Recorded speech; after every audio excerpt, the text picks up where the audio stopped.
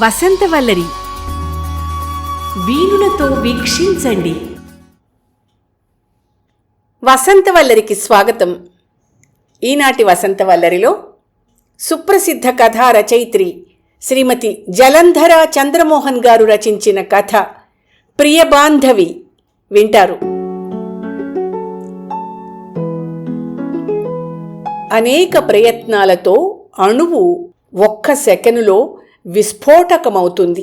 వెదురులో గాలి చేరి వేణువుగా మారుతుంది. అద్దాల్లాంటి కళ్ళల్లో అంతరంగం తళుక్కుమంటుంది. ఇవన్నీ ఒక్క క్షణంలో మెరిసి మరుక్షణంలో మాయమయ్యే ఇవి అని చెప్పగలిగేదేదీ మిగలని ఒక గొప్ప సౌందర్య భావనా పరంపర. ఇదిగో అలాంటిదే లలిత మీద రాజాకు కలిగిన భావం కూడా. ఎందుకు అంటే ఎవరు చెప్పగలరు? అతనేం చిన్నవాడు కాదు, 29 దాటుతున్నవాడు. అతన్ని చిన్ని టౌను దాటించి అతని మనోవిజ్ఞానానికి సంబంధించిన చదువు అతన్ని అనేక దూరదేశాలకు పంపింది. ఆ దేశాల్లో శుభ్రత, అక్కడి సౌందర్యం, విజ్ఞానం అతన్ని అలరించాయేమో కానీ అక్కడి లాలస, చాపల్యం అతన్ని అంటలేదు. కారణం ఉంది. అతని తల్లి అందరి తల్లుల్లాంటిది కాదు. మీనాక్షమ్మ గారు వేదాంతినే కాదు, ప్రాపంచిక జ్ఞానం కూడా ఉన్న మనిషి. తండ్రి చనిపోయిన తన ఒక్కగానొక్క కొడుక్కి ప్రాథమిక దశలో జీవితంలో ఏ తల్లి ఇవ్వలేని జ్ఞానాన్నిచ్చింది. అహంకారం ఎంత అర్థం లేనిదో చెప్పింది. మూఢనమ్మకం ఎంత పాపిష్టిదో చెప్తూనే ఆచారాలకు తనకు తెలిసినంతవరకు అర్థం చెప్పింది. తల్లి చెప్పిన మౌలికమైన జీవన సత్యాలు పెద్దవాడవుతున్న అతనిలో తెలియని విజ్ఞాన ద్వారాలు తెరిచాయి. డాక్టరేటులు, మరిన్ని డిప్లొమాలు అతనికి నేర్పిన జీవిత సత్యాన్ని తర్కించుకున్నప్పుడల్లా అతనికే ఆశ్చర్యం అనిపిస్తుంది. ఏవి తను చిన్నప్పుడు జీవిత మౌలిక సత్యాలుగా నేర్చుకున్నాడో అవే అపార విజ్ఞాన శాస్త్రానికి కూడా మౌలికాలని అర్థమైంది. అందుకే ఆక్యుపంక్చర్ గురించి తెలిసిన అతను భారతదేశంలో ఆడవాళ్లు పచ్చపొడిపించుకున్నా, ముక్కు చెవులు కుట్టించుకున్నా అనాగరికం అని నవ్వలేదు. కానీ అలవాటుగా మిగిలి అర్థం తెలియకుండా ఆచరించే ఆచారాలను చూస్తే కోపం ఉంది. అతనిలో మహామేధావి ఉన్నాడు, విజ్ఞాని ఉన్నాడు, అదే సమయంలో మహాసున్నితుడైన ప్రేమికుడున్నాడు. ఇటువంటి వ్యక్తి, ఇంత అమాయకంగా కనిపించే వ్యక్తి అన్ని డిగ్రీలు ఆర్జించాడని, గోరు చూసి వ్యక్తిని పట్టేయగలడని చెప్పడం చాలా కష్టం. అందుకే అతనే ఫారిన్ నుంచి వచ్చిన కొత్తల్లో ఎవరిదో అడ్రస్ కాగితం పట్టుకుని స్కూటర్ ఒక చేత్తో కంట్రోల్ చేస్తూ ఇల్లిల్లూ చెమటలు పట్టేలా వెతుకుతూ ఉంటే తెల్లటి పరికిణీ మీద నీలం రంగు పువ్వుల ఓణీతో ఇంతింత కళ్ళున్న 17 పిల్ల. ఏ ఊరు మంది? ఇలా వెతికితే అడ్రస్లు దొరికేనా? ఈ ఊళ్ళో 13వ నంబర్ ఇక్కడుంటే 14వ నంబర్ తప్పకుండా పక్క వీధిలో ఉంటుంది. ఆ ఇంటాయన పేరు చెప్పండి అని దబాయించేటప్పటికీ నిర్ఘాంతపోయాడతను. మరొకసారి దబాయించగానే కావలసిన పేరు చెప్పాడు. హో, ఏది ఆ పెద్ద ముగ్గులావిడిల్లా? ఏం ఓపికండి ఆవిడికి. ఇంతకీ మీకేమవుతారు? అదిగో అదే ఇల్లు అని పరుగులాంటి నడకతో చకచకా ఒక గేటు చూపించి, పిన్నిగారు మీ ఇంటికి ఎవరో వచ్చారు అని అరిచి చెప్పి అతను వెనుదిరిగి చూసేటప్పటికి మాయమైపోయింది. ఎవరండి ఆ పిల్ల? పరిచయాలయ్యాక అడిగాడు ఆ ఇంటావిణ్ణి. మనవాళ్ళమ్మాయే, నీకు తెలీదులే, మీ అమ్మకి తెలుసు. వాళ్ళ తాతగారు పెద్ద జమీందారు. ఇదిగో అంతా తగలబడిపోయి 3 పిల్లలు, అనారోగ్యం పెళ్ళము మిగిలారు. వాళ్ళ నాన్నకి ఏమిటో అదో శాపం. పిల్ల చక్కగా ఎదిగింది. ఈ రకంగా కొంత ఆ చుట్టాలావిడి దగ్గర నుంచి తెలుసుకున్నాడు. మరికొంచెం మర్యాదగా ఉండదని అడగలేదు. కానీ ఆ రాత్రి వర్షంలో స్కూటర్ ఆగిపోయి తోసుకుంటూ ఇంటికొస్తున్న అతనికి ఎందుకో ఆ వర్షం నీళ్లల్లో బజారు ట్యూబ్లైట్ల కాంతులు తళుక్కుమన్నప్పుడు, ఆకాశంలో కాంతిరేఖ చంచలత్వంతో జ్వలించి మెరుపైనప్పుడు ఆ అమ్మాయి చూపులే గుర్తుకొచ్చాయి. ఆ పిల్లలో ఏదో ఉంది, అంత త్వరగా మర్చిపోలేము అనుకున్నాడు. అతడేమి ఆడపిల్లలంటే తెలియనివాడు కాదు. విదేశీ సంస్కారం అతన్ని చాలా చాలా దూరం తీసుకెళ్లి ఈ ఆడపిల్లల మీద విజ్ఞాన శాస్త్రాన్ని చదివించింది. కానీ ఆ స్నేహాల్లో ఏదో మొనాటని, ఎంతో అద్భుతమైన అనుభవంగా మిగులుతుందనుకున్న అనుభవం కొన్ని గంటల్లోనే విసుగనిపించడం. ఈ బాధలన్నీ భరించిన తర్వాత కేవలం కొంచెం పరిచయం, మరికొంచెం దగ్గరతనం సరిపోవు దేనికి అని అర్థమైంది అతనికి. అందుకే ఆ తర్వాత అతని గర్ల్ ఫ్రెండ్స్ అందరితో చాలా అందంగా మాట్లాడి బోలెడంతసేపు నవ్వించి కాసేపు నటించి ఇన్వాల్వ్మెంట్స్ లేకుండా బయటపడగలిగాడు ఆ విదేశాల నుంచి. అతని రక్తంలో ఆ భావం ఉన్నదో లేక సైకలాజికల్గా అతను ప్రతి స్త్రీమూర్తిని తన తల్లితో పోల్చుకోవడానికి అలవాటు పడ్డాడో కానీ అతనికి ఎక్కడా మాతృత్వం స్త్రీత్వం పెనవేసుకుపోయిన జలతారు తీగలాంటి ఆడపిల్ల కనబడలేదు. ఆ తర్వాత బొంబాయి కలకత్తాల్లో మరీ లిప్స్టిక్కులతోనూ సాగదీసి మాట్లాడే ఇంగ్లీష్తోనూ సంస్కారం వస్తుందనుకుని ఓహో బియ్యంలో నీళ్లు పొయ్యాలి కదూ ఉడకడానికి అని జీవితావసరాలు కూడా తెలియకపోవడం ఓ సంస్కారం అని భావించే ఫారిన్ పర్ఫ్యూమ్ పూసిన కాగితం పూలని చాలామందిని చూశాడు. అతడికి వాళ్ల పసితనం సహించే శక్తి లేకపోయింది. పోనీ పల్లెటూరు అసూర్యం పశ్యలు అనుకుంటే సినిమా నాగరికత వాళ్లల్లో స్వచ్ఛతను ముగ్ధత్వాన్ని పోగొట్టి కాటుకతో విపరీతంగా తీర్చిదిద్దిన కళ్ళతో గుండెల్లోకి దూసుకుపోయేలా చూసేవాళ్లని చూసి అస్తవ్యస్తంగా ఎదిగిపోయారనిపించింది. అందుకే ఇండియా రాగానే పెళ్లి చేసుకోనైనా అని తల్లి అడగగానే సర్లే అమ్మా అని తప్పించుకున్నాడు అన్నాడే కానీ అతని కళ్ళు వెతకడం మానలేదు. అతని సబ్కాన్షియస్లో ఏదో ఒక రూపం ముద్ర వేసుకుంది. అది ఇది అని తెలీదు, అతనికి చెప్పలేడు. కానీ ఈ అన్వేషణలో అతనికి ఒక ఆనందం ఉంది. ఆ దొరకని వ్యక్తి కోసం విడిచే నిట్టూర్పులోని వెచ్చదనం అతనికేదో హాయిని కలిగిస్తుంది. ఒక్కోసారి ఈ నిరంతర అన్వేషణే చాలా చాలా బాగుందనిపించేది. తాను వెతుకుతున్న వ్యక్తి దొరుకుతుందేమోనన్న భయం కూడా ఉంది అతనికి. నేను సినిక్గా మారిపోతున్నానా అని చాలా రాత్రిళ్ళు ఆరుబయట వెన్నెల్లో తెల్లటి జుబ్బా వేసుకుని నక్షత్రాలు లెక్క పెట్టుకుంటూ పడుకుని ఆలోచించుకునేవాడు. ఆ నక్షత్రాలన్నీ రూపు కట్టుకుని ఏదో రూపమైనట్టు భ్రమపడుతూ నిద్ర కొరిగిపోయేవాడు. తను కలలు కనే వ్యక్తి దొరికినట్టు, పెళ్ళయ్యో మరొక రకంగానో తనకు ఆమె దూరమైపోయినట్టు కలగని ఉలిక్కిపడి లేచేవాడు. ఇలాగే కొన్నాళ్ళున్నావంటే నువ్వు సినిక్ అయిపోయే ప్రమాదం ఉంది. శుభ్రంగా ఎవరినన్నా పెళ్లి చేసుకో, సెటిల్ అయిపో. గర్ల్ ఫ్రెండ్స్ అంటావు, అది వేరే విషయం సలహా ఇచ్చాడు అతని కొలీగ్. అందరిలా ఏదో తేట నీట మీద తేలే తెట్టెలాంటిది కాదు అతని సమస్య. ఆ తర్వాత ఏమన్నా జరగని కానీ అర్థం లేని పెళ్లి చేసుకోదలుచుకోలేదు అతను. అందుకే నవ్వేసి ఊరుకున్నాడు. ఆ సాయంత్రం లాన్లో కూర్చుని ఏదో ఎలక్ట్రానిక్ మ్యాగజైన్ చూస్తున్నాడు అతను. తల్లేదో మాట్లాడుతోంది. పరధ్యానంగా వింటూ అతను తల్లినే గమనిస్తూ ఆలోచిస్తున్నాడు. బత్తాయి తొనల ముత్యాలన్నీ విడిగా తీసి ఓ చిన్న డిష్లో పెట్టి స్పూన్ వేసి కొడుక్కిచ్చింది మీనాక్షమ్మగారు.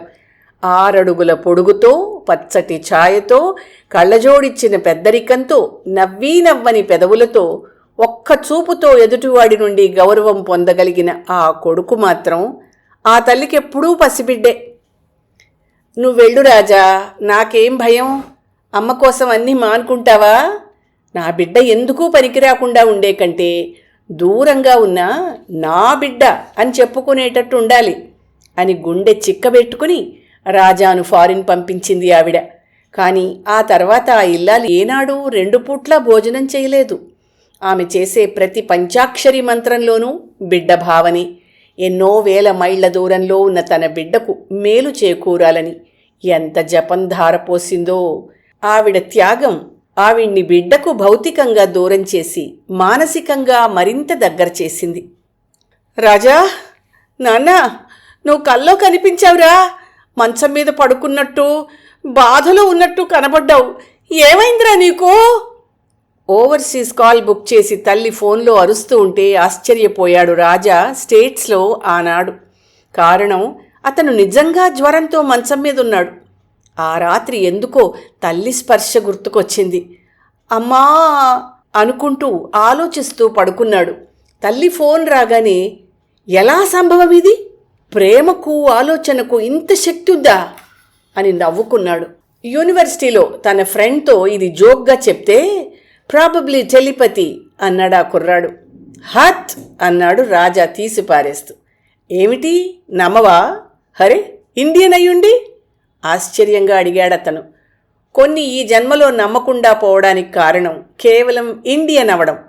ఆ ఇండియాలో తంత్రశాస్త్రం చాలా భయంకరంగా చిత్రీకరింపబడి భగవంతుడంటేనే జలధరింపు పుట్టించే పకీర్లతోనూ సెక్షువల్ పర్వర్షన్కు తోడ్పడే యోగా గృహాలతోనూ నిండి ఉందని తెలియడం కారణం అని అతనికి చెప్పలేకపోయాడు. అలాంటప్పుడే అతనికి ట్రాన్సెండెంటల్ మెడిటేషన్తో సంబంధం కలిగింది. దాని గురించి స్నేహితులు చెప్తే వెళ్ళాడు. మొదటి 3 సిట్టింగ్స్తోనూ వాళ్ళు చెప్పే మంత్రాక్షరాలు మనస్సుతో కాక మెదడుతో జపించాలని చెప్పి దాని ఫలితంగా ఏకాగ్రత అది ఏర్పడుతుందని అన్నప్పుడు అనుభవంతో నిజమని గ్రహించాడు. అతను జిజ్ఞాసువు. అన్నీ నమ్మే అమాయకుడు కాకపోవచ్చునతను, కానీ అనుభవాన్ని కాదనే మూర్ఖుడు కాదు.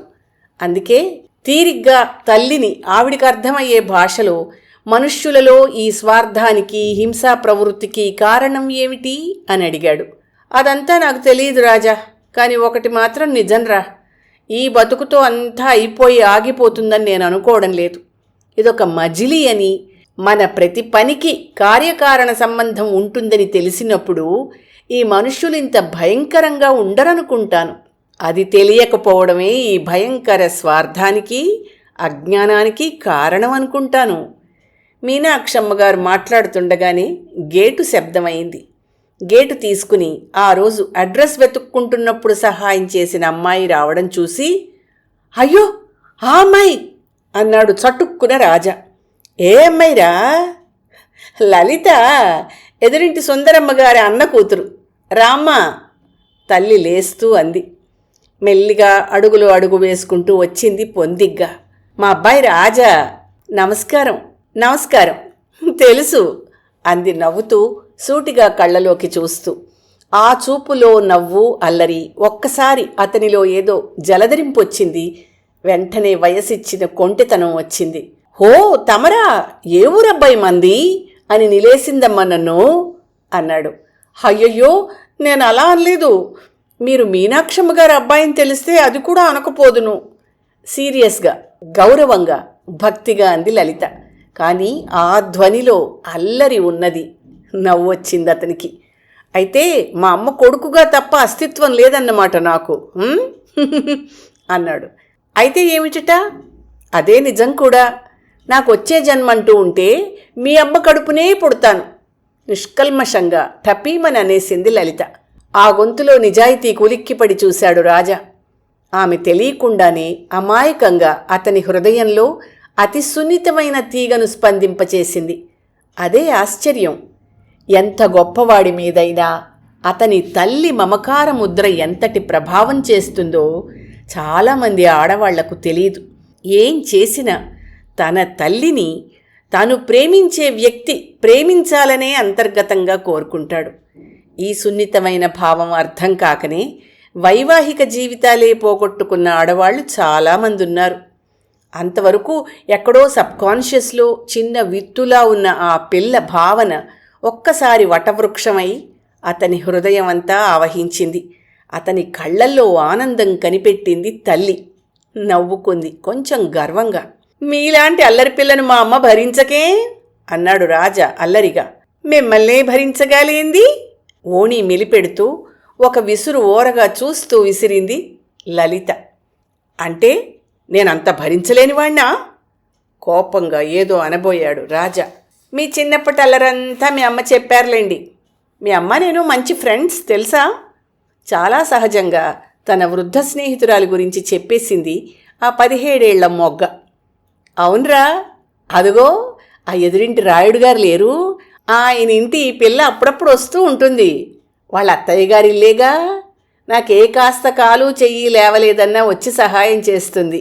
బంగారం లాంటి పిల్ల ఆప్యాయంగా అంది మీనాక్షమ్మ. చూశావా అన్నట్టు చాలా గొప్పగా చూసింది లలిత. ఆ పోజు చూసి నవ్వు ముచ్చట రెండూ వచ్చాయి రాజాకి. వస్తానత్తయ్య గారు. వస్తానండి, మళ్ళీ వస్తా. మా అత్తయ్యని హాస్పిటల్కి తీసుకెళ్ళాలి. పొడుగాటి జడను సవరించుకుంటూ వెళ్ళిపోతున్న ఆమెనే చూస్తూ గడ్డం కింద చేయి పెట్టుకుని ఆలోచిస్తున్నాడు అతను. సన్నటి పుష్పవర్షం, నైట్ క్వీన్ చెట్టు మత్తు, ఎక్కడో పక్షుల కిలకిలారావం, పిల్లగాలి, ఇవన్నీ అద్భుతంగా ఉన్నట్టున్నాయి అతనికి. ఆ తర్వాత చాలాసార్లు వచ్చింది లలిత. ఆ అమ్మాయి మాటల్లో, పనుల్లో చిలిపితనంతో పాటు తెలియని సౌకుమార్యం ఉన్నది. ఫ్లవర్ వేజ్లో పూల అలంకరణ నుంచి దేవుడి ముందు ముగ్గు వేయడం వరకు తెలియకుండా కాంట్రాస్ట్ సెలెక్ట్ చేసేది. అతను ఎప్పుడూ ఆమె ఒకటే రంగు మ్యాచింగ్ వేసుకోవడం చూడలేదు. ఆ బట్టలు అంత విలువైనవి కాకపోయినా కాంట్రాస్ట్గా తమాషాగా వేసుకునేది. రోజా రంగుకు ఆకుపచ్చ బార్డర్ లాంటివి ఆమెకు చాలా చీరలున్నాయి. పోలీస్ డ్రెస్లా ఒకటే రంగు నాకు నచ్చదు బాబూ అనేస్తూ ఉంటుంది నవ్వుతూ.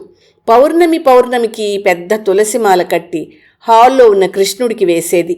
ఆ కట్టడంలో ఏదో రకమైన అందం. ఒకరోజు అతనేదో సెమినార్కు వెళ్లాలని తొందరపడుతూ సాక్స్ వెతుక్కుంటున్నాడు. గబుక్కును వచ్చి వెతికిచ్చింది.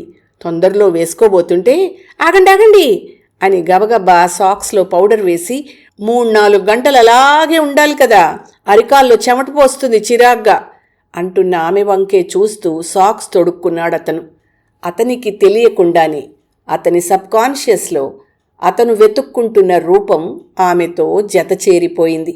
సెమినార్లో, ఆ తర్వాత చాలా రోజులు ఎక్కడ చూసినా, ఎవరిని చూసినా లలితలా అని తనకు తెలియకుండానే అనుకోవడం ప్రారంభించాడు. అతని మాటల్లో అతను ఆలోచించకుండానే ఆమె గురించి మాట్లాడేవాడు. ఆమె కూడా సాధారణంగా అతను లేని సమయాల్లో వచ్చేది కాదు. ఇవన్నీ మీనాక్షమ్మ గారి కళ్ళబడక కాదు, కానీ తన కొడుకు ఏం కావాలో తెలియని పసిబిడ్డ కాదని ఆమెకు తెలుసు. అతని కోరికలు అల్లరి వయసు దాటి స్థిరత్వపు మలుపులో ఉన్నాయని తెలుసు. దానికి లలిత లాంటి ఇల్లాలి మనస్తత్వం ఉన్న పిల్ల అవసరమని తెలుసు. అందుకే ఎంత దూరం పోతుందో పోనీయమని తెలియనట్టే ఊరుకుందావిడ. ఆ రోజు శ్రావణ పౌర్ణమి. తల్లి వీణ మేడపైన పెట్టించి తెల్లటి పక్క వేసుకుని కొబ్బరాకు చాటున చంద్రుణ్ణి చూస్తూ చాలా భావుకత తెచ్చిపెట్టుకుని ఆలోచిస్తూ పడుకున్నాడతను. ఆనాడు పూజ కోసం గుళ్ళో 360 ఒత్తుల దీపాలు వెలిగించే పనిమీద తల్లికి తోడుగా గుడికి వెళ్లడానికి లలిత వస్తుందని తెలుసు అతనికి. ఆమె తండ్రి పరిస్థితి బాగున్న రోజుల్లో చిన్నప్పుడు వీణ నేర్చుకుంది. అతని కోసం వీణ తీసి శృతి చేసి కాసేపు బ్రతిమాలించుకుని, నేను బాగా వాయించలేనేమో, ప్రాక్టీస్ కూడా లేదు మరి అంటూ గునుస్తూ బెరుగ్గా కొంచెం బాగానే వాయించింది లలిత. అంతర్గతంగా ఆమెకు ఆ నమ్మకం లేకపోతే వీణే ముట్టుకునేది కాదేమో ఆ అమ్మాయి. కానీ వాయిద్యం కన్నా లలిత చేతిలో వీణ చాలా అందమైన దృశ్యంలా అతని మనస్సులో ముద్రపడిపోయింది. అందుకే ఆ శ్రావణ పౌర్ణమిలో ఆమె వీణ వాయిస్తుంటే చూడాలని ఎదురుచూస్తున్నాడతను. వెన్నెల్లో ఎన్నో ఊహల పందిర్లు అల్లుకుంటున్నాడు. ఒరే రాజా, లలిత ఏమైనా వచ్చిందిరా? సాధారణంగా రాకుండా ఉండదు. చూసి చూసి ఒక్కదాన్ని గుడికి వెళ్ళొచ్చేశాను అంది రొప్పుతూ మెట్లెక్కి వచ్చిన మీనాక్షమ్మ. అదేమిటి, నీతో వచ్చిందనుకున్నానే అంటూ గబుక్కున లేచాడు రాజా. సరేరా, అన్నం పెడతాను, ఇదిగో ప్రసాదం అని కిందకి దిగింది మీనాక్షమ్మ. ఎంతకీ కిందకి దిగిరాని రాజా కోసం వచ్చి చీకట్లో పడుకున్న అతన్ని చూసి నిద్రపోతున్నాడనుకుని వెళ్ళిపోయిందావిడ.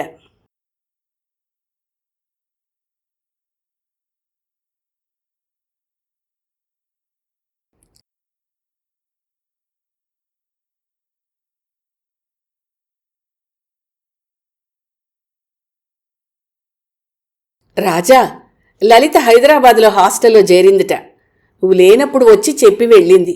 ఏంటమ్మా ఈ మధ్య రానే రాలేదు అంటే మాట తప్పించేసిందిరా. డబ్బెక్కడిదిట? రాయుడు గారు ఇస్తున్నారా? వాళ్ళ ఆర్థిక దుస్థితి సంగతి తల్లి చెప్పి బాధపడ్డం మామూలే అనుకుంటాను. మరి ఏమీ చెప్పలేదు. 2 నిమిషాలుండి కాళ్ళకు దండం పెట్టి వెళ్ళిపోయింది. ఏం మాట్లాడలేదతను. ఏదో జరిగింది వీళ్ళ మధ్య అనుకుంది మీనాక్షమ్మ గారు మినపసునిలో నెయ్యి వేసి కలుపుతూ. ఆ తర్వాత 2 నెలలకి పని మీద హైదరాబాద్ వెళుతున్నట్టున్నావు, లలితను చూసిరా, ఇదిగో అడ్రస్సు అని చెప్పింది ఆవిడ. లలిత వెళ్ళిపోయిన తర్వాత కొడుకులో మానసిక ఒంటరితనం మరీ పెరిగిపోవడం అర్థమవుతోంది ఆమెకు. వద్దనుకుంటూనే హాస్టల్కి వెళ్ళాడు. తల్లి చెప్పిందన్న మాట అడ్డం పెట్టుకుని. రోజా రంగు చీరలో చాలా అందంగా ఉంది లలిత. రండి రండి.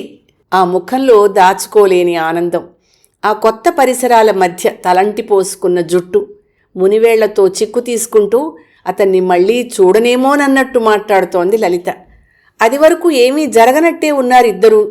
మరి ఏ భావానికైనా ఆ శక్తి ఉందో లేదో తెలియదు గాని ప్రేమకి మాత్రం అది నిష్కల్మషమైనదైనప్పుడు ఎదుటి మనిషిని స్పందింపచేసే శక్తి తప్పకుండా ఉంటుంది.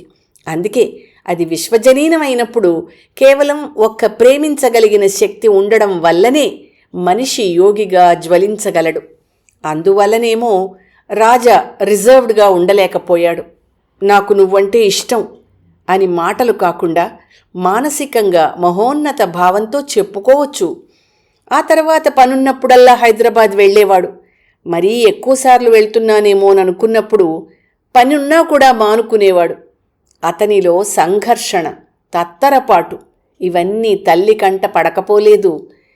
ఏదో అయింది అనుకుంటోంది కానీ అడగలేదు. పెళ్లి సంగతి అడిగినప్పుడు మాత్రం ఎందుకులే అమ్మా, హాయిగా లేము అనేసేవాడు. హైదరాబాద్లో గోల్కొండ, సాలార్జంగ్ మ్యూజియం ఒకటేమిటి, ప్రతి చోట ఒకరికొకరుగా తిరిగారు రాజా, లలిత. హైదరాబాద్లోని స్వేచ్ఛ, నాగరికత ఆమెకు మరింత ఆకర్షణనిచ్చాయి. రాణులకు నజరానాగా ఈ సౌందర్య భవనాలు కట్టించారంటే వాళ్ళెంత అదృష్టవంతులు కదూ ఆలోచిస్తూ అంది Lalitha. That's one way of saying I love you అన్నాడు ఓరగా ఆమెనే చూస్తూ రాజా. ఉలిక్కిపడి తలెత్తి చూసింది. అప్పుడు ఆమె సెకండ్ ఇయర్ ఎంబీబీఎస్లో ఉంది. చేతి నిండా అతను అక్కడక్కడా కోసిచ్చిన రకరకాల పువ్వుల గుత్తితో, కాటుక కళ్ళతో, ఎర్రటి పెదాలతో ముగ్ధ మనోహరంగా ఉందామె. ఇంక వెడదామా? చీకటి పడిన తర్వాత వెళ్తే గోలవుతుంది చటుక్కున లేస్తూ అంది. ఆమెనే గమనిస్తున్నాడు రాజా. మరోసారి సాయంత్రం బిర్లా మందిర్కి వెళ్లారు. పున్నమిలో ఆ వెన్నెల గుడి వెలిగిపోతోంది. దూరం నుంచి చూస్తే ఆకాశంలో దేవతలు నిర్మించిన పాలరాతి దేవ విమానంలా చుట్టూ ఉన్నదంతా అస్థిరమని, తనొక్కటే స్థిరం అన్నట్టు నిలబడి ఉంది ఆ గుడి. ఎంత బాగున్నాయి ఈ పూలు వాసన చూస్తూ అన్నాడు రాజా. అయ్యో, అవి దేవుడి కోసం కొన్నవి రాజా. ఇప్పుడు ఇంక పనికిరావు. ఆమె కళ్ళల్లో చటుక్కున నీరు తిరిగింది. ఏమిటి మరీ అంత సున్నితం? ఏమైందిట? ఒక్కసారి వాసన చూస్తేనే పనికిరావా? ఆ పూలమ్మాయి దగ్గర పెట్టినప్పుడు ఆ వాసనలు గాల్లో కలవడం లేదా? మొండిగా అడిగాడు. అప్పుడేమో రాజా, కావాలని వాసన చూసిన తర్వాత దేవుడికి ఏమనివ్వను? ఆ దండ అలాగే చీకట్లో విసిరేస్తూ అంది. మెర్క్యూరీ వెలుతురులో ఆమె చెంపల మీద 2 కన్నీటి చుక్కలు. భగవంతుడి ముందు వినమ్రమైన ఆమెను దుఃఖం వెన్నంటుతూనే ఉంది. ఆమెనే గమనిస్తున్నాడు రాజా. మెల్లిగా దేవాలయానికి దిగువలో కూర్చున్నారు. వెన్నెల, దీపాలు పోటీ పడుతున్నాయి. జేబులోంచి మల్లెపూల దండ తీసి పెట్టుకోలెళ్తా అన్నాడు. ఆశ్చర్యంగా చూసింది. దేవుడికి పనికిరావేమో, మనిషికి పనికిరావా? ఒక్కసారిగా అలా విసిరేశావు. పాపం, అవి మాత్రం పువ్వులు కావు, ఏడవ్వు. అందుకే ఏరుకున్నాను ఆమె చేతికిస్తూ అన్నాడు. ఎర్రంచు తెల్ల చీర, మెళ్ళో ముత్యాలు, తల్లో మల్లెలు, వెన్నెలకే రూపం వచ్చినట్టుంది లలిత. చదువు అవగానే ఏం చేస్తావు లలిత అడిగాడు రాజా. అప్పటికామె ఫైనల్ ఇయర్లో ఉంది. ఇంకా చదువుతాను రాజా, స్పెషలైజేషన్ చెయ్యాలి. ఎలా, డబ్బెక్కడిది అని అడగలేదతను. చదవకపోతేనే సూటిగా అడిగాడు. చదవకపోతే ఏం లేదు, ఏమీ మిగలదు రాజా. ఆ అమ్మాయి గొంతులో వణుకు, అందులో పట్టుదల. 2 చేతుల మీదుగా వెనక్కు జారగిలబడి ఆమెనే చూస్తున్నాడతను.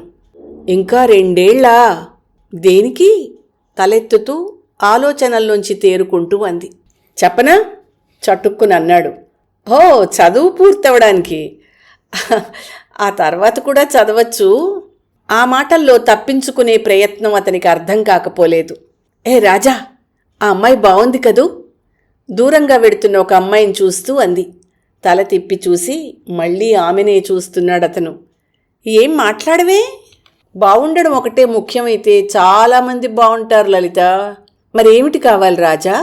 నాకు నచ్చడం స్థిరంగా అన్నాడు. అదొక్కటే కాదు రాజా, చాలా కావాలి. బుద్ధి, జ్ఞానం, శీలం, సంస్కారం. ఆమె గొంతులో వణుకు. డామిట్, ఇవన్నీ చూసే కళ్ళల్లో ఉంటాయి విసుగ్గా అన్నాడు. పదరాజా, టైం అయిపోతోంది. అర్ధాంతరంగా లేచింది. అదేమిటి అనలేదతను. బయలుదేరాడు. ఆ తర్వాత చాలా రోజులు అతను వెళ్ళలేదు. ఆమె చదువు పూర్తి చేసి నర్సింగ్ హోమ్ ప్రారంభించిందని ఉత్తరం రాగానే వెళ్ళాడు. ఆమె దగ్గరవుతూ దూరం అవడం అన్నది అలాగే ఉంది. మరోసారి వెళ్ళినప్పుడు ఆమె నర్సింగ్ హోంలోనే రాయుడు గారిని పేషెంటుగా చూశాడు. వర్కింగ్ అవర్స్ అయిపోయినా చాలా శ్రద్ధగా రాయుడు గారి సేవ చేస్తోంది లలిత. సారీ రాజా, నేను బయటికి రాలేదు. ఆ మనిషి చావు బ్రతుకుల మధ్య ఉన్నాడు. నేల వంక చూస్తూ అంది. మాట్లాడకుండా తిరిగి వెళ్ళిపోయాడు. ఆ తర్వాత 15 రోజులకే రాయుడు చచ్చిపోయాడు. అతను వెళ్ళేటప్పటికి ఒంటరిగా పెద్ద హాల్లో నిశ్శబ్దం మధ్య చీకట్లోకి చూస్తూ ఆలోచిస్తోంది ఆమె. పక్కనే ఎంబ్రాయిడరీ చట్రం మధ్య ఆర్ అనే అక్షరం కుట్టు పూల మధ్య రూపుదిద్దుకుంటోంది. అలా తనకి తీరుబడి ఉన్నప్పుడల్లా కుట్టి అతనికి పంపిస్తుంది లలిత. అతన్ని చూడగానే ఏదో కొత్త మనిషిని చూసినట్టు చూసింది. మానసికంగా ఆమెలో జరుగుతున్న సంఘర్షణ తెలియని పిచ్చివాడు కాడతను. హస్తవాసి మంచిదని పేరు తెచ్చుకొని చాలా బిజీగా ఉంటోంది డాక్టర్ లలిత. కానీ ఎప్పుడైనా తీరుబడిగా కనబడితే చీకట్లో ఏదో వెతుక్కుంటున్నట్టుంటుంది. ఆమె లైబ్రరీలో సాహిత్యం, తత్వం, వేదాంతం, ఎదురుగా ఏనాడో అతనిచ్చిన వంశీమోహనుడి విగ్రహం. ఎంత చదువుకున్నా మీరంతా ఒకటే లలిత. కృష్ణ అనేది పాజిటివ్ ఫోర్స్ అని ఆలోచిస్తున్నాము అంటారు. కానీ ఈ విగ్రహాల మీద, సింబాలిజం మీద మీరు పెంచుకునే సెంటిమెంట్స్ కారణభూతమైన దాని మీద ఉండదేమో అన్నాడు. ఆమె తానున్న మూడ్లోంచి బయటికి రావాలంటే మాట్లాడే విషయం స్వవిషయం కాకూడదని తెలుసు అతనికి. మెల్లిగా అతని వంక చూసి నవ్వింది లలిత. రాజా, నీకొకటి తెలుసా? కాస్మిక్ ఎనర్జీకి సింబాలిజం అని కృష్ణుణ్ణి పూజిస్తాం, నిజం. కానీ ప్రతి ఆడదాని హృదయంలోనూ రాధ ఉంటుంది రాజా. ఆమె మహాప్రేమికురాలు. ఆరాధనే పూజగా బ్రతికే యోగిని ఉంటుంది. ప్రపంచంలో ఎవ్వరికీ అందని శక్తిని తనదనుకుని బ్రతికేస్తుంది. కానీ విచిత్రం ఏమిటంటే అది తనకొక్కదానికే సొంతం కాదని తెలుసు. ఆ విరహిణికి దొరకనిది కాబట్టే అంత మమత, అంత మాధుర్యం, అంత దుఃఖం. అందులో అంతా సాంత్వనే. ఆ అద్భుతం అర్థమవ్వాలంటే ఆడదానివ్వాలి రాజా నవ్వుతూ అంది. మళ్ళీ మామూలు కబుర్లలో పడిపోయారు. మర్నాడు హాస్పిటల్కి వెళ్ళగానే, హాయ్ రాజా, రండి, మీకోసం ఎదురు చూస్తున్నాం, మీట్ మై ఫ్రెండ్ విజయ అని పరిచయం చేసింది ఒక అమ్మాయిని. ఇంకా 2-3 ఉన్నారు ఆ గదిలో. కానీ నమస్కారం చేస్తూ కళ్ళు తిప్పుకోలేకపోయాడు అతను. ఏమి సౌందర్యం అది! ముట్టుకుంటే మాసిపోయే రోజా పువ్వులా ఉన్నదామె. ఆమె నగలు, అలంకరణ, ఆమె టీవీ ఎవరో రాజకుమార్తెలా ఉంది. ఆమె ముందు లలిత చాలా చిన్నగా, అమాయకంగా, కాసేపటికల్లా కరిగిపోయే కర్పూరపు బొమ్మలా ఉంది. ఇక్కడ దగ్గరలో వీళ్ళ తోట ఉన్నదట రాజా, చిన్న పిక్నిక్ లాంటిది, రండి వెళ్దాం. మరొక 2 తీసుకొచ్చి విజయ కారులో కూర్చుంది లలిత. నేనెందుకు అనుకుంటూనే బయటకొచ్చాడతను. రండి, సున్నితంగా డోర్ తీసి పట్టుకుంది విజయ. ఆ పిలుపులో అభ్యర్థన. మాట్లాడకుండా ఫ్రంట్ సీట్లో కూర్చున్నాడు. అది 40 ఎకరాల తోట. రకరకాల పూల చెట్లు, కొబ్బరి చెట్లు, మధ్యలో ఒక చిన్న బొమ్మరిల్లు లాంటి కుటీరం. వాతావరణం అద్భుతంగా ఉంది. మాట్లాడుతూ ఉండగానే లలిత, మిగతా స్నేహితురాళ్ళు మాయమైపోయారు. అతి సున్నితంగా, గొప్ప ఖరీదైన క్రిస్టల్ షాండ్లియర్లా, వెలకట్టలేని రవ్వల నగలా ఉన్న విజయ, అతను మిగిలిపోయారు. కొబ్బరాకుల మధ్య నుంచి దూసుకొస్తున్నట్టు వెన్నెల్లో ఆ అమ్మాయి, ఆ అందం. మీకు వెన్నెలంటే ఇష్టమా? ఎవరికుండదు నవ్వుతూ అన్నాడు అతను. మామూలు ఇష్టం కూడా కాదు, మీకు మేనియాట కదా. వీణ అంటే ఇష్టంట. చిట్టిబాబు గంగావతరణం పెట్టనా? ఆమె వంకే చూస్తున్నాడు అతను. పుచ్చకాయ చక్కగా అందంగా బోట్ షేప్లో చెక్కి దాని మధ్య ఏదో డిష్ పెట్టి తెచ్చిచ్చాడు పనికుర్రాడు. దాని వంకే చూస్తూ నవ్వుకున్నాడతను. అతని నవ్వులో వెలుతురుంది, ఎగతాళి కూడా ఉంది. అందంగా ఉండడం గొప్ప కాదు, అందమైన ఆలోచనలు ఉండడం గొప్ప, అవునా? అంది ముత్యాల సరాలు చటుక్కున తెగినట్టు నవ్వుతూ విజయ. నిజం. ఎవరి గురించి ఇవన్నీ? తెలివిగా మాట్లాడుతున్నాను అనుకోకండి. మీకు ఫ్లవర్ వేజ్లో పన్నీరు వేసిన దవనం అంటే ఇష్టం, చల్లటి పాయసం మీద రోజా రేకులు ఉంటే ఇష్టం, కదంబం వాసనలంటే ఇష్టం, క్రిస్టల్ పళ్ళెల్లో తేనెలో నానిన పనసతొనలంటే ఇష్టం. ఆ అందమైన పెదవుల మీద కొంటె నవ్వు. ఈ అమ్మాయి అందమైందే కాదు, తెలివిగలది కూడా అనుకున్నాడు రాజా. మంచినీళ్లలో వట్టివేళ్ళు, యాలక్కాయ సుగంధం ఓ గుక్క తాగి ఆమె వంక సూటిగా చూసి చటుక్కున నవ్వేశాడు. ఆమె కూడా కట్ గ్లాస్లో ఐసు ముక్కల అదొక రకంగా నవ్వింది. ఏదో ఆల్బమ్స్ చూపించింది. విలాయత్ ఖాన్ సితార్ వినిపించింది. తన తండ్రికి ఫారిన్లో ఉన్న ఇన్ఫ్లుయెన్స్ గురించి చెప్పింది. చాలా త్వరలో, ఒక 3 గంటల్లో చాలా మంచి స్నేహితురాలైపోయింది. మహా ఫాస్ట్గా ఉన్నట్టున్నా జీవితం చాలా బోర్ కొడుతోందండి, ఇలా కబుర్లు చెప్పేవాళ్ళు లేకేమో, సుతారంగా ఫ్లవర్ వేజ్లోని పువ్వులు ముట్టుకుంటూ అంది. నాకు బోర్ కొడుతోంది అనేవాళ్ళు నచ్చరు మేడం. అతని గొంతులో అల్లరి. కారణం? అసలు జీవితమే పెద్ద బోర్. ఎప్పుడో సినిమా చూస్తూ చూస్తూ మధ్యలో లేచి వెళ్ళిపోయేట్టుండే ఈ జీవితానికి వేరే పేరేమిటసలు? బోర్కు బోర్ కొట్టడం ఏమిటి? బాగుంది. మీరు ఎదుటివాళ్ళు అవునన్న దాన్ని కాదు అని తర్వాత మీరే ఒప్పుకోవడం ఏమిటసలు? అక్కడికేదో మేము తప్పై మీరు రైట్ అన్నట్టు పెదవి సన్నగా విరుస్తూ నవ్వుతూ అంది. ఆమె కట్టుకున్న సన్నటి ఉప్పాడ జరీ చీర కొంగు అతన్ని తాకుతోంది. ఆ సాన్నిహిత్యంలో దగ్గరితనం నువ్వు కోరుకోగానే నీదవుతుంది అని చెప్పకుండా చెప్తున్నట్టుంది. అతను మగవాడు, ఋషికాడు, సంస్కారి. కానీ అవసరమైనప్పుడు సంస్కారం వెనకాల దాక్కునే పిరికివాడు కాదు. అందుకే అతి సున్నితంగా ఆమె చెయ్యి తన చేతిలోకి తీసుకున్నాడు. ఏమిటన్నారు? నన్ను నేను కాంట్రడిక్ట్ చేసుకుంటున్నానా? The well bred contradict other people, the wise contradict themselves అన్నాడు. ఆమె క్యూటెక్స్ వేసిన గోళ్లు అతని బలమైన చేతుల్లో మెరుస్తున్నాయి. ఆమె వేలి కొసలు చల్లబడుతున్నాయి. ఆమె రాజా వంకే చూస్తోంది. ఆ చూపులో అవ్యాజమైన స్నేహం ఉంది. కానీ రాజా కళ్ళల్లో ఏమిటది? పేరు లేనిది, ఏదో తెలియని ఒంటరితనం. సముద్రం ఆకాశం కలిసే ఆ నిర్లిప్త రేఖను చూస్తుంటే వచ్చే ఒక రకమైన నిరాసక్తత ఆమెకు చాలా అర్థమైంది. ఎవరూ చెప్పకుండానే అర్థమైంది రాజాకు తను అంతకన్నా మరిక దగ్గరవలేదు అని. సారీ విజయ, నన్ను నేను అదుపులో పెట్టుకోగలిగిన రోజు, నేను కోరుకున్నది దొరకని రోజు చూద్దాం.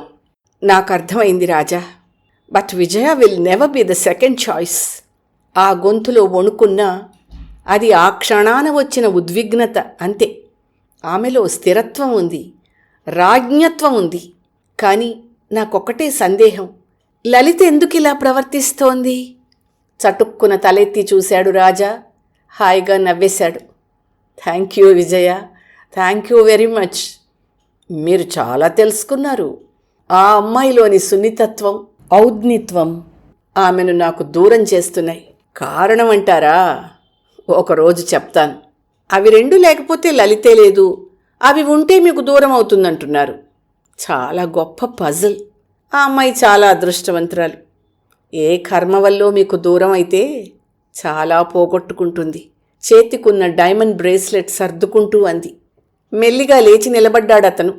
వెలిగించిన అగరు వాసన. ఓ మూల ఫ్లవర్ వేజ్లో బెంగుళూరు రోజాలు, పూసల కర్టెన్లు. మీ పరిచయం కలకాలం ఉండాలని కోరుకుంటున్నాను విజయ. డబ్బుండవచ్చు, కానీ మీలా బ్రతికేవాళ్లు తక్కువ. ఫుల్ హ్యాండ్ షర్ట్ మెల్లిగా పైకి మడుచుకుంటూ బయటకొచ్చాడు. చుట్టూ ఉన్న క్రోటన్స్ తెచ్చిన పచ్చని చీకటితో మెరుస్తున్న మెరుపుల్లో, వర్షపు చినుకుల్లో తలుపు కానుకొని నిలబడ్డ ఆమె ఏదో పేరు తెలియని శిల్పంలా ఉంది. రాజా! ఆ పిలుపులో ఏదో మందలింపు. తలెత్తి చూశాడు. మరొక విషయం తెలుసా? లలిత ఈ ఐశ్వర్యం లేకుండానే ఈ అట్మాస్ఫియర్, ఈ హాయి కల్పించగలదు. ఈ అలంకరణలో సగం తనదే. ఒక చేత్తో సగం తీసిన తలుపును పట్టుకుని నిలబడ్డాడతను. నాకు తెలియదనా విజయ? ఇక్కడ ప్రతి క్షణంలో, ప్రతి వైబ్రేషన్లో ఆమె స్పర్శ కనిపిస్తూనే ఉంది నాకు. వెళ్లే ముందు ఒక్క మాట. ఏంటి? మీకు బహుశా ఏ ఆడపిల్లకు ఇవ్వలేని కాంప్లిమెంట్ ఇస్తున్నాను నేను. ఎందుకనో, మీకు జలసీ లేదు. కేవలం ఆ ఒక్క దౌర్భాగ్యంతోనే సర్వసౌందర్యాలు పోగొట్టుకునే ఆడవాళ్లు నాకు తెలుసు. అందుకే నచ్చారు మీరు నాకు. Thank you. అందుకొక్కందుకే కాదేమో, నవ్వు ఆపుకుంటూ అంది విజయ. మరి నేను మీ ఫ్రెండుకి దగ్గరదాన్నవడం చటుక్కున నవ్వేశాడతను. హాయిగా ఆడపిల్లలంతా విజయులైపోతే సృష్టిలో చాలా పాపాలు శాపాలు ఉండవు అనుకున్నాడు. ఆమె ముంజేతిని సున్నితంగా పెదవుల కానించుకుని వదిలేశాడు రాజా. ఆ చర్యలో చాలా గౌరవం ఉంది. ఓకే, బాయ్, వస్తాను. లలిత మీతో రాదా? రావాలంటే ఎప్పుడో వచ్చేది. నేను వెళ్ళానని చెప్పండి. చీకటి దాటి వెలుతురులోకి అడుగు పెడుతూ చెప్పి వెళ్ళిపోయాడతను. అటే చూస్తూ నిలబడింది విజయ.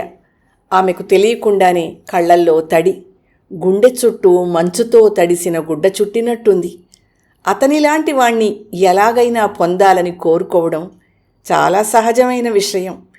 అతన్ని అంత ప్రేమిస్తూ ఎందుకు దూరం చేసుకోవాలనుకుంటోంది లలిత? ఆ ప్రశ్నకు జవాబు కావాలంటే దిగంతాలలో కలిసిపోయిన అనేక మంది స్త్రీమూర్తులను అడగాలి. గాలిలో తేలుతూ ఆత్మహత్య చేసుకుని తృప్తి లేక జీవించే ఆత్మలను అడగాలి. భయంకర స్వప్నం లాంటి ఒక రాత్రికి బలైపోయిన జీవులను అడగాలి. ఫోన్ తీసి, లలిత, నీ ప్రయత్నం ఫలించలేదు.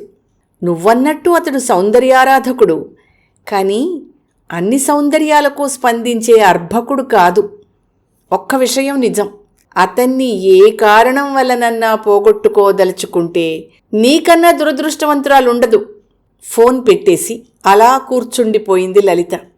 ఆమెకు మెల్లిగా కన్నీళ్లు సుళ్ళు తిరుగుతున్నాయి. గుండెల్లో గుబులు పెద్దదై బడబానలమై ఒక్కసారిగా లావాలా పొంగి పొర్లింది. చీకట్లో వాలుకుర్చీలో కూలబడి వెక్కి వెక్కి ఏడుస్తోంది. ఆ దుఃఖానికి అర్థం లేదు, నిర్వచనం లేదు. ఎందుకు లలిత నాకు దూరం అవుతున్నావు? చీకట్లోంచి వినపడని కంఠానికి చెప్పలేని సమాధానం ఆమె జీవితం. జీవితంలో ఆ వేదనే లేకపోతే చచ్చిపోదామన్న తెగింపొస్తోంది ఆమెలో. కానీ గొప్ప దయగల తల్లి అనే పేషెంట్స్, హస్తవాసి మంచిదని ఆశీర్వదించే వృద్ధరోగులు, వీరందరూ బ్రతుకే ఊహగా మిగిలిన ఆమె జీవితంలో పాత్రలు. వారిని చూసినప్పుడు మాత్రం తన జీవితానికి కూడా సార్థకత ఉందనిపిస్తుంది. కానీ ఊహలే ఆమెకు నిజాలు. అందులో అంతా రాజానే.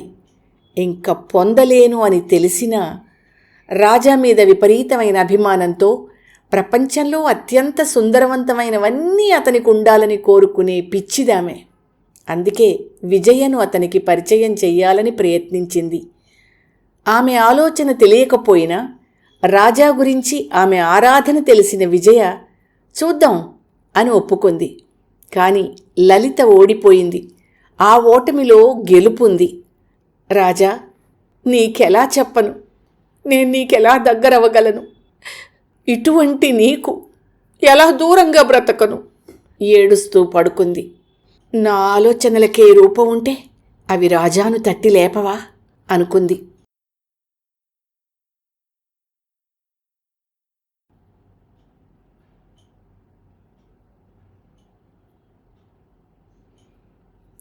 ఆమె పుట్టినరోజు. ప్రతి సంవత్సరంలాగే గ్రీటింగ్స్ వచ్చాయి. అందులో అక్షరాలు మామూలే, కానీ వాటి అర్థం. ఈసారి గ్రీటింగ్లో ఉత్తరం ఉంది. వణుకుతున్న చేతులతో మెల్లిగా చింపింది. నా లలిత. మెల్లిగా సున్నితంగా పెదవుల కాంచుకుంది. కన్నీళ్లతో ఆ ఉత్తరానికి అభిషేకమే జరిగింది. కాసేపు కళ్ళు మూసుకుని మనోధైర్యం తెచ్చుకుని చదవడం ప్రారంభించింది. టెలిపతి అంటే తెలుసా నీకు? సైన్స్ అది ఉందంటోంది. నాకు నువ్వు అనంత దుఃఖంతో కనబడుతున్నావు. కారణం? లలిత, ఇన్నాళ్లకైనా ఈ పజిల్ విప్పదీయాలి. తప్పదు. లేకపోతే నువ్వు దక్కవేమో. ఈ నిరంతర నిరీక్షణలో ఎప్పుడూ నేను మృత్యువు కౌగిట్లోకి జారిపోతానేమోనని భయంగా ఉంది.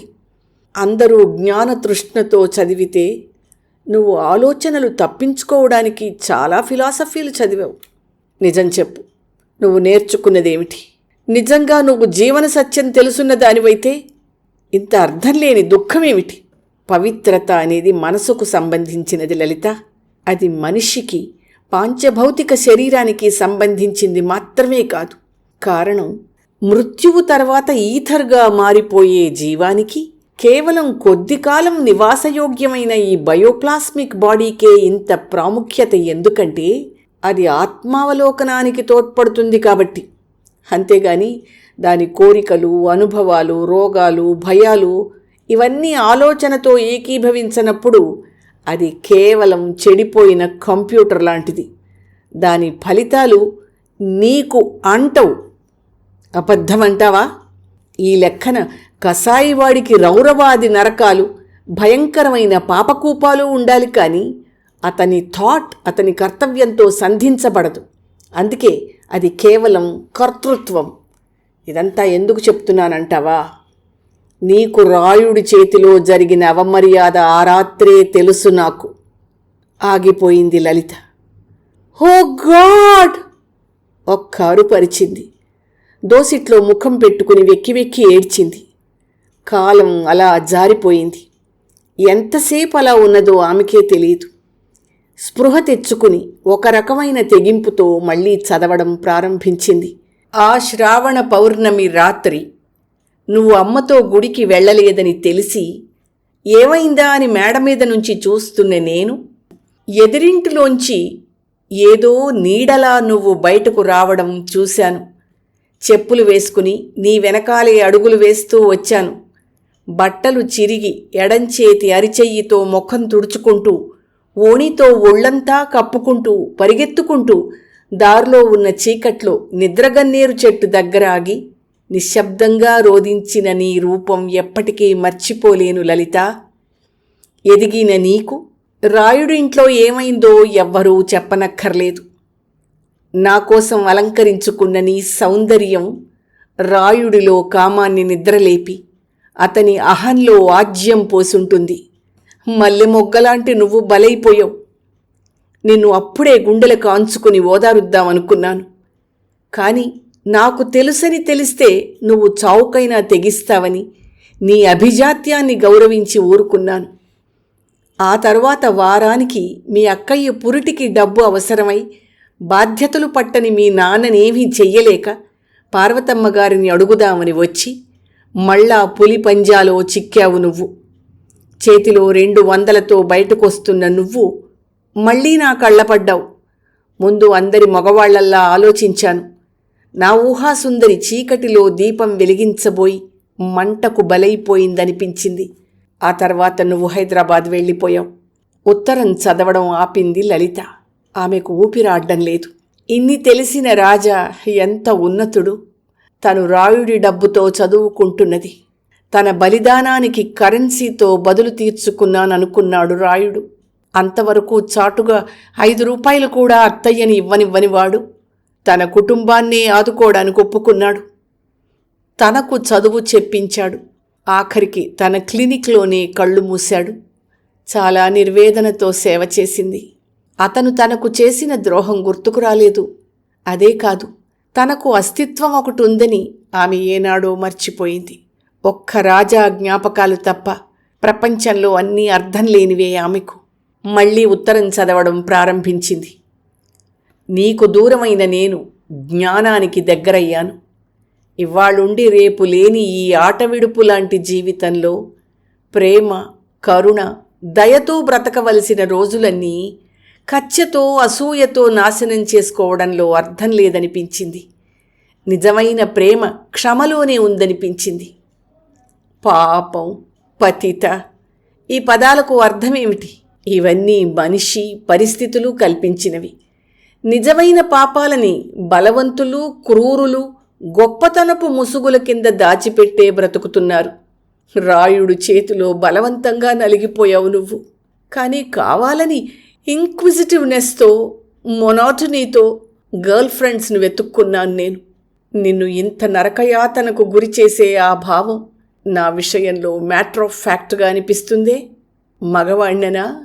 నీ తప్పులో బలవంతం ఉంది, అవసరం ఉంది. కానీ నా తప్పుల్లో నా సంపూర్ణమైన ఇన్వాల్వ్మెంట్ ఉంది. నన్నేమనరే? మగవాడిననా? నువ్వు పుట్టిన దేశం, ఈ వాతావరణం, ఇవన్నీ నీ మనసు మీద ముద్ర వేశాయి. వాటి నుంచి తలెత్తి బయట ప్రపంచం చూడు. భర్త పోయి పునర్వివాహం చేసుకునే స్త్రీని చెడిపోయింది అనరు. భర్తకు విడాకులిచ్చి మరొక వివాహాన్ని చేసుకున్న స్త్రీని పతిత అంటారా? ఆలోచించు. సెక్సును మించిన ఆది భౌతిక సంబంధం మానవుల్ని కట్టివేయాలి, కానీ కేవలం 30 నిమిషాల అర్థం లేని వాంఛ కాదు. నన్ను మర్చిపోవాలని ప్రతిక్షణం అసహ్యించుకునే రాయుణ్ణి సన్నిహితుడి కింద నటించి నన్ను దూరం చెయ్యాలని చూశావు. నువ్వు మంచి నటివే, కానీ నా ముందు కాదు. నీ స్నేహితురాలు విజయని పరిచయం చేసి నన్ను దూరం చేసుకుందామనుకున్నావు. ఆమె సంస్కారం, నా ప్రేమ నన్ను లొంగనివ్వలేదు. వీటన్నింటికీ కారణం తెలుసా? నువ్వు వద్దనుకుంటున్నా నీ ఏకాగ్రత. పాతివ్రత్యం అంటే అదేనేమో. అది మనిషికి సర్వశక్తుల్ని ఇస్తుంది. వివాహానికి ముందు నాగలి చాలు పెట్టి ఒక మంత్రం చదువుతారు. విన్నావా ఎప్పుడైనా? దాని అర్థమేమిటో తెలుసా? కన్యాత్వంలో చేసిన దోష నివారణ, వంశపారంపర్య రోగ నివారణం జరిగి పవిత్రురాలవ్వాలని అర్థం. మంత్రద్రష్ట అయిన ఆ ఋషి ఎంత ఉన్నతుడో, ఎంత మేధావో కదూ. ఏ హైందవ సంప్రదాయం నిన్ను గిల్టీగా చేసి బాధ పెడుతోందో ఆ హైందవ మతంలోని వివాహ మంత్రమే ఇది. ఒంటరితనం విసుగ్గా ఉంది. నిరీక్షించే ఓపిక పోతోంది. జీవితం మీద సాయంకాలపు ఛాయలు నీడలుగా పడుతున్నాయి. నిన్నెప్పుడూ పొందలేనేమోనన్న ఆలోచనే మృత్యువు నాకు. ఆ మృత్యువు ఛాయలు నా మీద పరవకముందే నిన్ను నాదానినిగా చూసుకోవాలనుంది. నాకున్న ప్రియ బాంధవి, నా పిలుపు నీకు అందదా? నీ రాజా.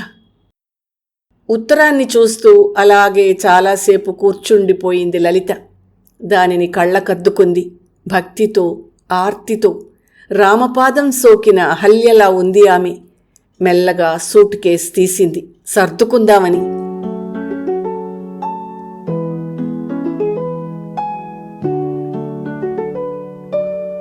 వసంతవల్లరిలో సుప్రసిద్ధ కథా రచయిత్రి శ్రీమతి జలంధర చంద్రమోహన్ గారి రచన ప్రియబాంధవి విన్నారు.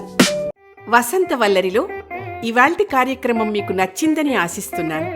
అందుకే లైక్ చేసి మీ మిత్రులకు, బంధువులకు లింక్ను షేర్ చేసి మీ అమూల్యమైన అభిప్రాయాన్ని నాకు కామెంట్ బాక్స్లో తెలియచేయమని, వసంతవల్లరికి సబ్స్క్రైబ్ చేయమని విన్నవించుకుంటూ మీ వసంతలక్ష్మి అయ్యగారికి సెలవు మరి. Thank you.